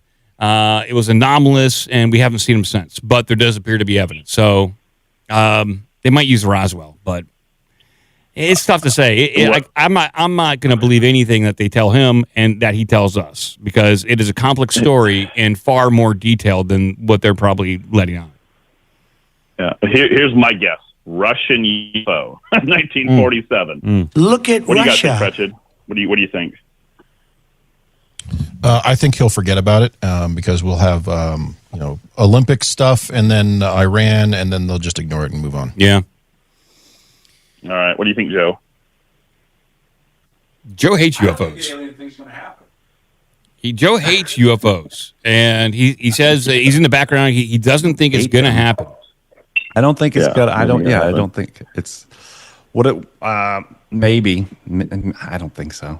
Yeah, they turned the cows inside out so that they could go across dimensions. It makes nothing but sense. We'll all just wait with bated breath because Trump is going to eventually do this. I believe in the next 3 years, hopefully, I am hoping my cognitive dissonance kick it in, but I believe Trump will do it eventually.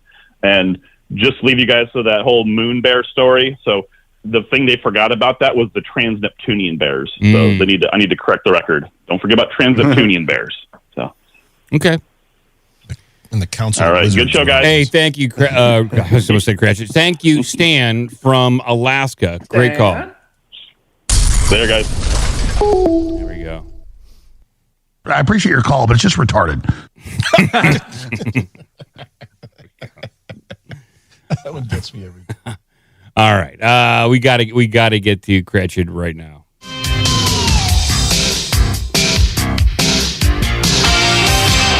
Let's get to some silly news. Good Lord, is that new? Nah, I produced it a while ago. I just broke it out. Don't ever play that again. Okay, it's terrible. Let's do some follow-up news. This is good. We went deep onto this, doing some math and whatnot, and there's good news. Finally, you know what? I love good news. People love good news out there, and we need more of this in our lives. Wow, this is some incredible news. Let's get to this. Where's my news? Right here. Oh, yes, here we go. Milan restocks Olympic condoms as black market prices hit $100. That's some good news on that front. Wow, that is $100 for one condom. That's incredibly expensive for a condom. But I guess if you're really horned up, that's what you got to do. Well, Joe, I think you're the one who brought it up. You can get two uses out of that. You just flip that thing around. Yeah, you really can. You don't want to, but you can. Did you bring condoms? Well, Olympic condoms are as popular as ever in Milan and around the world, apparently. It's always a story that at any Olympics, the number of condoms shipped into the Olympic Village. At the 2024 Paris Olympics, with about 10,000 athletes, Summer Game organizers had 300,000 condoms. Yes? 30 condoms per athlete. That's awesome. That is fantastic. That is safe sex. Have you ever been spanked?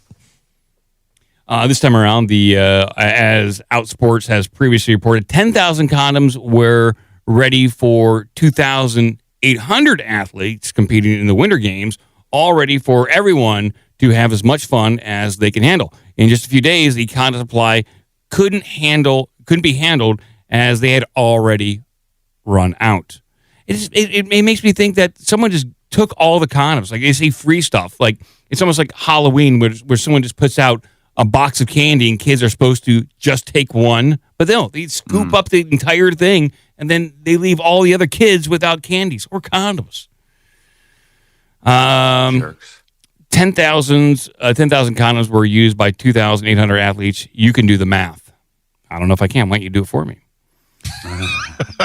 Why they assume this in this article? I'm reading articles. I don't have to do math. Yeah. Chances are slim that with the competition of their life ahead of them, athletes suddenly start having massive parties in the first couple of days of these games. Rather, it's likely that they have been grabbing some for later use, or so they hope.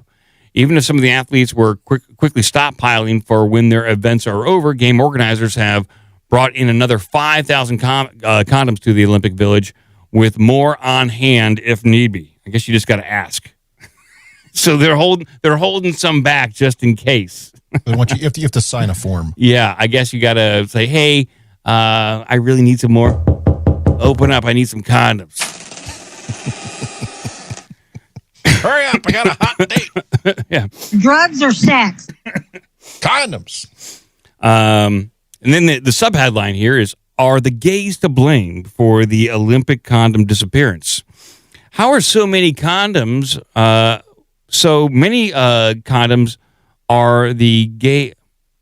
So how many condoms are the gay and bisexual athletes using with one another? With the spread of PrEP, which dramatically decreases the chance of contracting HIV, condom use among gay men is way down. While there are certainly more gay and bi men than the about a dozen we know of in the Olympics, don't blame the condom disappearance on gays, except for Adam Rippon snagging some for friends. Plus, there's the Olympic condom black market that's apparently arisen online. Gee, okay. Reports from publications like The Mirror say the Milan Winter Game condoms have become a collector's item worldwide, with some sellers asking over $100 per condoms on eBay. These are specially branded. They've got Olympic branding on them, and so that's one of the theories that people are just collecting all these to give to their friends as funny gifts and things. Oh, wow. It's awesome. This is what I want. This is what I need. If you're an Olympic fan, what more could you want than a box of condoms with the Milan Cortona logo on it? Maybe Olympic medal. But the box of condoms is going for much cheaper than an Olympic medal. So I wonder if we can go on. Is there anything on eBay for Olympic condoms? Hopefully used. Yeah. Let's see here. Oh, come on. There's Paris. You can get condoms from Paris 2024 Olympics. Okay. A single condom, $125. Here we go. Olympic condom. I'm not seeing anything from Milano. No, I'm not seeing anything right now. Just keep an eye out, people. Gonna need that. Let me set up a Google alert for it. Keep me posted.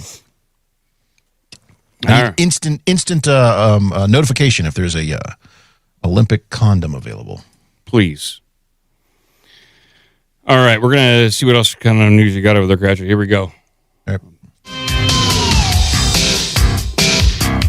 He's a freaking playboy.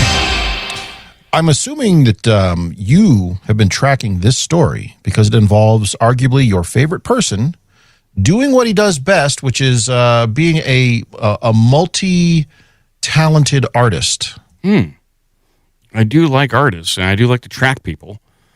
Let's see here. Let's see here.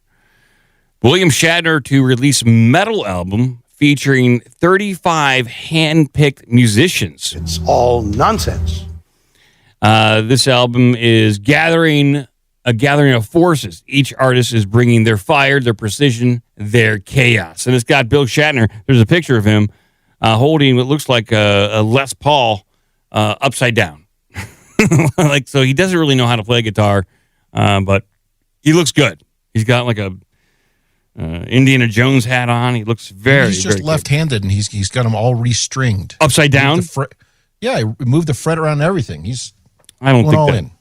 Well, William Shatner has announced the upcoming release of his new metal album featuring 35 hand-picked metal icons. The 94-year-old Star Trek star, known for his dramatic spoken word style, revealed that he'll be covering Black Sabbath, Judas Priest, and Iron Maiden on the as-yet untitled album, which is also including original material penned by his team of musicians. The whole project is destined to be released this year, Shatner said in a press release issued by Cleopatra Records. So that's a pretty big label for metal. Cleopatra, that's nothing to sneeze at right there. He says, I hope you will join me in the exploration. A few details were revealed beyond that, though Shatner did discuss the project's origin. The one-off spoken word intro piece for Nuclear Messiah, the metal supergroup helmed by ex-Megadeth axeman Chris Poland. The experience was apparently so inspiring, Shatner set out to create a full-blown metal album on his own. Okay. I'm all for William Shatner doing more things like this, but I don't know if his vocal stylings really lends to the metal genre that well. You know what I'm saying, Gretchen? Saying he doesn't have the pipes to really just lean into a huge exposition of the metal genre? I don't think so. It had to be a man in a monkey suit. It's not going to be a man in a monkey suit. Yeah, I want him performing metal songs in a monkey suit when he's on stage. That you wouldn't go see that? I would. I'd pay good money to see that. Do you need a gimmick like that? If Yes. It's already Shatner. It's very big. Gimmicks in metal right now are very big. Look at Slipknot. People wear costumes, and then bands like us. Yeah, but you're already doing and here's Shatner doing apparently spoken word covers of his favorite metal. I mean, that's already a gimmick. Yeah, maybe. Kirk here. Spock here. Now, I will say if we can get Shatner, I'm going to do the art for this, we can get Shatner dressed like Han Solo doing spoken word metal. Now you got a gimmick. Oh, yeah. It's no time for heroics.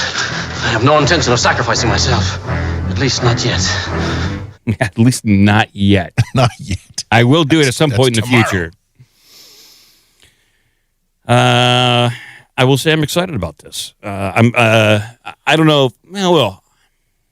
Reasonably excited.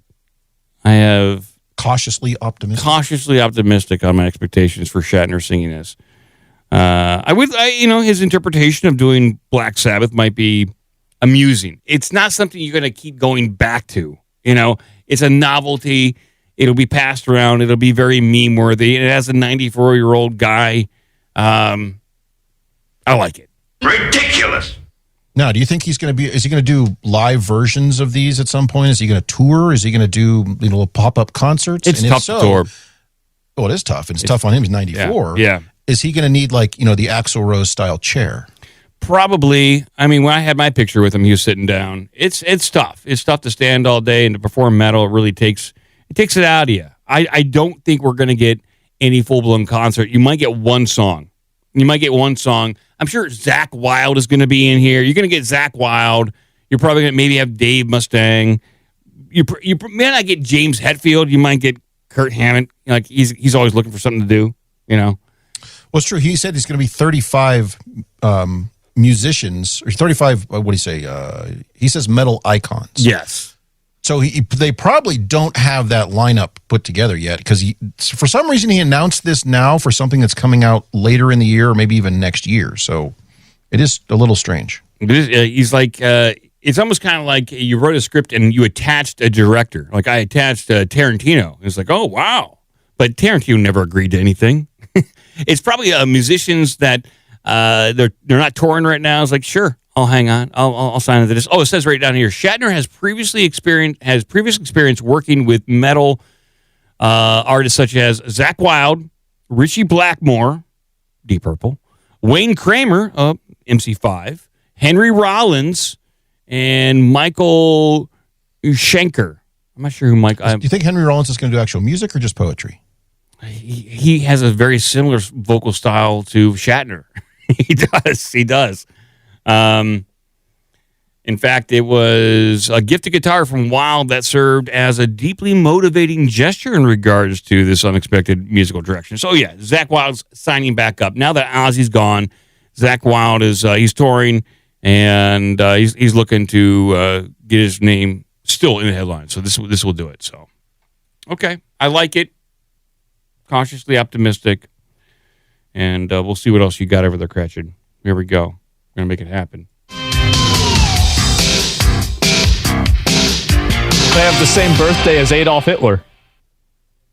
No, I don't. By the way, here's your image of Shatner. Oh, wow. I love that. There we go. Yeah, that is the iTunes artwork right there. He looks good. I'd go see him dressed as Han Solo singing metal songs. He's got a priest backing him. That'd be a good band. That's a good backing band. Oh, yeah. All right, let's see. This one comes from our Dutch news agent, Herman, who's always on the lookout for news with this topic. And that's poo-poo pee-pee. So apparently Los Angeles has had such problems with people, let's say, using it like a toilet on their buses and subways that they started a whole ad campaign and then realized it was probably in bad taste or so, hard to say. But let's see right here. Yes. Los Angeles polls PSA urging riders not to poop on city buses. I have to do it. Oh, I shouldn't do that. But why? So they pulled the PSA, trying to convince people not to do this. I guess it's okay. It's weird. So okay. Weird. The Los Angeles Department of Transportation has pulled a public service announcement video asking riders to refrain from pooping on city buses. That sounds like a good PSA. I need to use the bathroom. The video... Well, here comes a bathroom down the road. It's called a bus. Go right ahead. Oh, traveling porta potty. Yes, of course. The video was part of their PSA campaign called If You See Something, Do Something About It. The campaign featured 6 videos. Yeah, it is. The campaign featured 6 different videos urging riders to report disturbing behavior, including smoking, drinking, fare evasion, loud music, and pooping. How do you go to the bathroom? After seeing the PSA, CBS LA tried to contact LDOT and asked if there was an ongoing issue of people pooping on city buses. It did not return any calls or emails asking for comment. Well, why would CBS even have to ask? They just put someone on the buses. You don't have to ask. Let's do some investigative reporting. Just put someone on the buses and you will find the poop. I'm going to go to the bathroom. Shortly after the messages, LA.dot removed the videos from YouTube channel and website. A day after CBS LA published the story, the LA.dot spokesperson responded to us saying that the videos were not intended for viewing on the website and have been removed from the webpage. Well, don't look at these. Where are we supposed to watch them? I got to know if I should or should not poop on a bus. I need clear instructions. The See Something, Do Something videos are intended for onboard viewing to inform riders how to report crappy behavior or negative experiences, the spokesperson said. I gotta go to the bathroom real quick. The LA Dot asks riders to report any incidents to their staff via the website or email harassment@la.transit.com. Riders can also call LDOT staff at this number right here. He saw me come out of the bathroom. But you want to get these out there. Why wouldn't you? So if you're going to launch a big campaign here, you're going to put it on YouTube, you're going to put it out there, you're going to run commercials, all these things. Why wouldn't you want these more visible? Why would you say, no, we just meant that for those little screens on the buses? Like anybody watches those. Well, maybe you need something to watch while you're pooping on the bus. That is true. Go to the bathroom, come back. The officials asked riders to include the route, the date and time of the incident, and description of the person involved. Not the girth of the poop. We definitely want to describe the poop, because if a person comes to investigate, how are they supposed to know which pile they should clean up? which of the many piles? Which is the offending pile that I got to clean up here? The LA Dot is a separate agency from LA Metro. Its bus system, Dash, operates in 27 neighborhoods throughout the city. It also operates commuter charters and buses for older adults and individuals with disabilities. Oh, those are just the crappiest of all buses, because these old people get on there and start just dropping loads nonstop. Massive dumps. And especially with disabilities, nothing against these people, but come on. It is a prime opportunity for big, massive dumps. Yes. Big, massive dumps. Well, if you think about it, you get on a bus, you're sitting down, the bus is kind of moving up and down and vibrating, moving back and forth, might be shaking some things loose for you. Yep. Sometimes it's just kind of natural. Yeah, it's not your fault. I hope you dump a lot. LA Dot is proud to provide safe, low-cost transportation services to the communities across Los Angeles, and crap-free. The LA Dot spokesperson wrote, events like these featured in the video are rare, and LA Dot is ready to respond to any reports of misconduct. I don't think they're that rare. If they're talking about it, and if they're telling people that they shouldn't do it, probably happens quite a bit. If they produced an entire ad campaign about this, it's not a rare occasion. It probably happens quite a bit, yes. Use it like a toilet. By the way, I have an image of the inside of the LA Dot buses. I think this is confusing to some people. I would say so. They shouldn't have the bus seats look like toilets if they don't want people to use them like toilets. It's very confusing to people. I'm on the toilet thinking about it. Yeah. Well, it is very disturbing what's happening in L.A.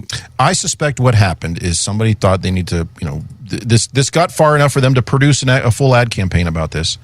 Somebody pointed out that most of the offenders are the unhoused. Yes. Or they are, let's just say, new Americans. Pre-citizens. Pre-citizens. I like that. New arrivals that aren't real big on appropriate bathroom time behavior. Yeah, I agree. And it makes them look bad. Makes them probably look, according to their inner circle, inner thinking, it makes them look racist and bigoted. And it's best just to not talk about it. Let them go. Let them go, and we will clean it up. Turn the fan on, though.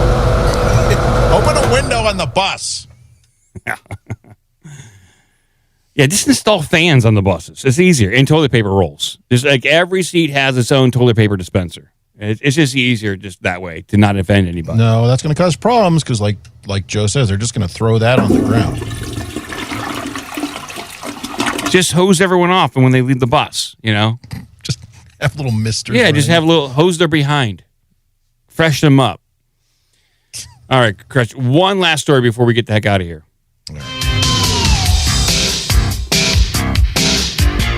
Food, bacon, ham, apples. Let's go with this one.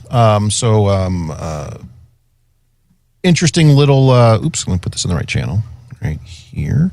Interesting little travel tip about one of our favorite places, Nantucket. This the playground for the elite and the ultra elite alike. They've been doing a little bit of that wastewater testing they've been talking about to see who's got the COVIDs. Some interesting results coming out of that wastewater testing. This is interesting because I heard a story. There once was a man from Nantucket. I heard. You know that story? The stories about that man are highly exaggerated. Oh, okay. Well, here is the headline right here. Wealthy coastal enclaves, dirty secret revealed through wastewater testing surveillance. That is quite the headline. Man, I got mixed emotions about this one. Yes, Nantucket cocaine levels spiked to nearly 3,000 nanograms per liter in October, while national average stayed under 1,000. Okay. So they like a little nose candy up there in Nantucket. How about that? Mm-hmm. Yes, Nantucket may be the perfect summer destination for coastal New England vibes, but new data shows that the famously picturesque island off the coast of Massachusetts is not without some flaws. Flaws or benefits? They're saying it's a bad thing. It sounds like you can score some real good blow up there. Recent wastewater surveillance reporting shows, once again, as it has before, that cocaine levels in sewer water have been well above national average from July 2025 to February 2026. In October, levels spiked to 2,900 nanograms per liter, while national average is well under 1,000. There was another spike of 2,800 nanograms per liter in Nantucket in December, while the national average was just over 1,000. So they're having themselves a little white Christmas up there. I see what you're saying. Okay. At 3 times the national average. Well, they like to party with Santa. They do. Fox News Digital reached out to the town of Nantucket for comment. You can talk to a town? Yes. The town itself answers, hello? I guess they just walked around town square yelling questions. Where's all the coke? Fox News Digital reached out to the town of Nantucket for comment, which noted its public dashboard with relevant data. Nantucket, like communities across the country, is not immune to the growing public health crisis of substance misuse and overdose, the town's website acknowledged. Oh, they have a website. With a seasonal population that can quadruple in the summer, the town faces the unique challenge of managing behavioral health risks with a limited yet consistent set of resources. What they're saying is they don't adjust the public services like ambulance or police because these are well-behaved drug users. They're rich. Yeah. And more importantly, for the folks in Nantucket, they're all white. Yes, that's what they're saying. We have white cokeheads up here with a lot of money. We don't need a lot white of cops. Cokeheads. It's okay. They can pay off all the local officials. It doesn't matter.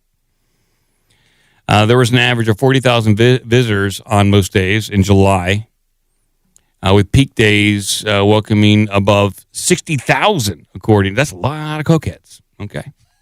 Well, they're not the cokeheads. Those are the tourists. I don't know. Well, why else you going up there? And do a little blow, do a little sailing. That's a good time. The same test found below average levels of fentanyl, a deadly synthetic opioid blamed. Of course. On the fentanyl. No, they're not using the cheap drugs made in China and Mexico. They're using the expensive, wealthy drugs. I can't believe that. Yes. Yeah, and if they're on coke, why aren't they on crack? Because they're so close. Well, I guess we're just going to focus on the upscale drugs here. During COVID, a lot of these communities and most communities decided it was important to have them have their sewage water testing to see if there were any spikes These in are the COVID. people who are all on board with this level of surveillance until it starts coming back on them. Mhm. They want to know. Remember there was talk about like watching apartment buildings. Oh, yeah. They could kind of dial it in to determine somebody in this building, and then they could start getting to the point where, in theory, if they really wanted to get us granular, that they could identify probably the floor and maybe even the unit of who was. So all this this draconian lockdown stuff. These folks are all on board until they realize that this same stuff could be used against them potentially. Nothing's going to happen in Nantucket, But this level of surveillance, they can do almost anywhere with the same sort of gear. Yeah, they basically said here, what Nantucket has decided to do at the beginning of the summer is to actually start testing for other types of substances, particularly drugs, nicotine, and other items. Yeah, because they're bored. They've set up all this testing, and they want to do stuff. They want to do something to do with it, and so they're testing their population. But yes, nicotine though, just like why? Hey, are you smoking over there? Is that you should stop smoking? Probably because nicotine was an effective repellent for certain strains of COVID. There definitely was some studies on that until they shut that down. So yep. All right. Well, that was a terrifically eye-opening report. Yeah. Okay.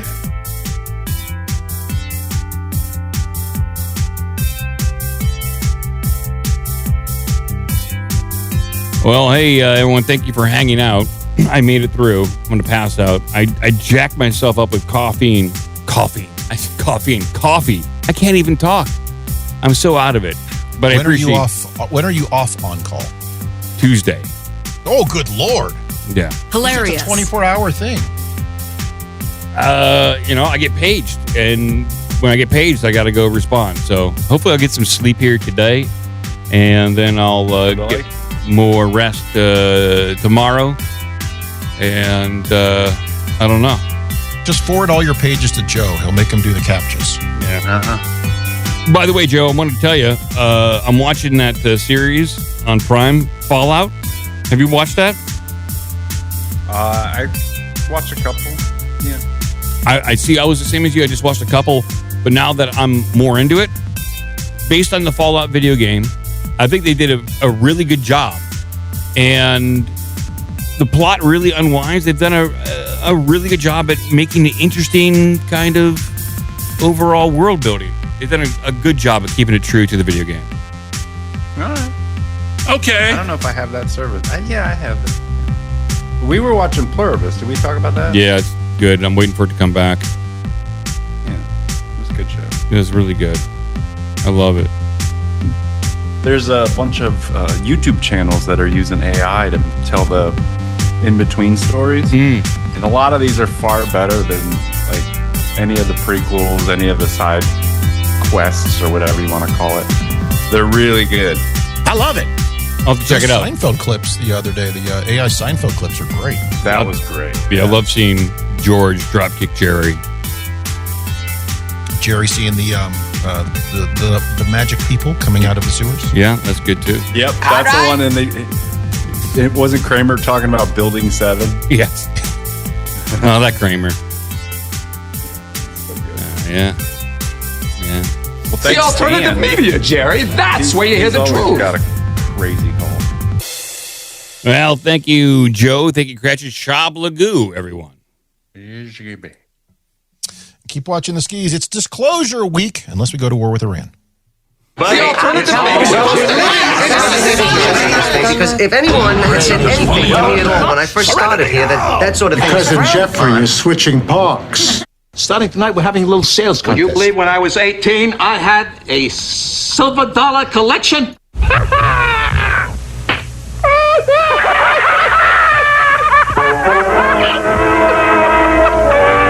That's about all. Shablagoo. Sit, Ubu, sit. Good dog. Until next time, take care of yourself and each other. Until next week. Nanu. Nanu.